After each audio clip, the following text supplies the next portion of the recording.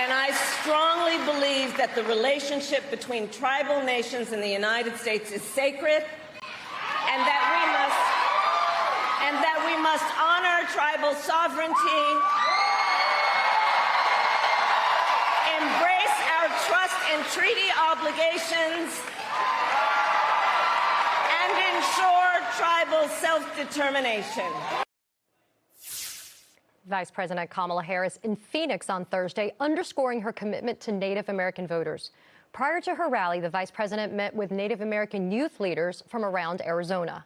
The move comes amid fears that some states are actively oppressing Native Americans' right to vote, courtesy of a recent uptick in restrictive voting measures. Joining me now for more is Jacqueline De Leon, senior staff attorney at the Native American Rights Fund. Jacqueline, it's an honor to have you here and to see you again. Let's start with this. A 2020 report by the Native American Rights Fund found that more than 1 million Native Americans were not registered to vote, which means only 66% of the eligible indigenous population can vote. What do you attribute to this number? It's simply too hard to register to vote across Indian country. Across Indian country, Native Americans do not receive equitable voting services. This means that registration, early voting, and even polling sites can be 20, 30, 40, 50 miles away. When you're having to travel these distances, these issues are compounded by structural barriers. Roads on Native American reservations can be poor, impassable in wintry October or November. Native American houses don't have addresses on them really often. As a result, it's difficult to fill out the registration form, and often Native American registrations can be rejected. And Native Americans don't receive residential mail. That means that they don't have the ease of going in and popping a registration form or even a ballot in front of their door and having that delivered. So Native Americans have to overcome incredibly difficult logistics in order to register and to vote.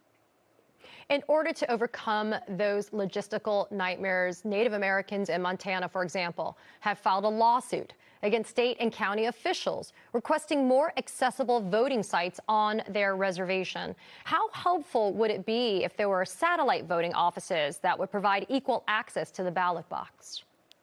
I think equal access is key here. Sometimes states say we do provide satellite locations.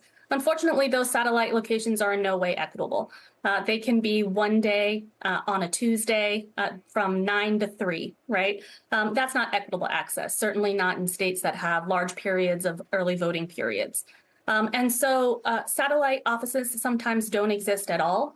So I think that, really what we need is the Native American Voting Rights Act. And what that would do would set federal minimum standards that requires on-reservation equitable registration, early voting, and poll opportunities.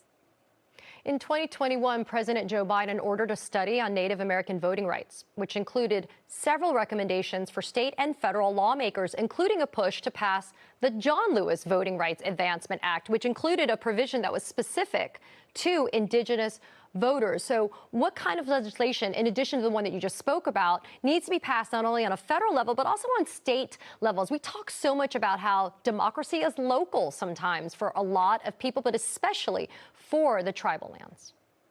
Absolutely. We first of all need a fully restored Voting Rights Act. The attacks on the Voting Rights Act are absolutely relentless, and Native Americans are at the heart of those Voting Rights Act claims. At the end of October, we are having an oral argument in a case out of the Eighth Circuit that will determine whether or not private plaintiffs, individuals, can even bring voting rights cases at all. What you also need, as I said, the Native American Voting Rights Act, both at the federal level and at the state level. States can pass their own NAVRAs that would mandate on-reservation access. We have to take the power outside of control of just county officials that say, it's too difficult to get all the way out to a reservation to offer registration services. Well, guess who it's also difficult for? It's difficult for the Native American voter that has to travel those distances in order to register. And according to census data, the Native American population grew by almost 12% between 2010 and 2020, with such a tight general election coming up. How critical is the role of the Native American community this election year? I mean, we've seen that sometimes that vote has made the difference in some of those swing states. Native Americans hold a tremendous amount of power. Eligible Native Americans are larger. The number of eligible Native Americans across the country are larger in states like Arizona, Wisconsin, Nevada, Michigan, Minnesota. Native Americans can swing the presidential election if they were given a fair opportunity to vote. Unbelievable. Jacqueline DeLeon, I always love spending time with you. It was an honor to spend time with you at a panel that we did together with Peggy Flanagan, Lieutenant Governor of Minnesota. I urge everybody to go and check out your website at the Native American Rights Fund. Read up and learn, because it's startling, the voter suppression that has happened for the tribes and for the Native Americans in our country. Thank you for being here and for spending the time with us. I appreciate it.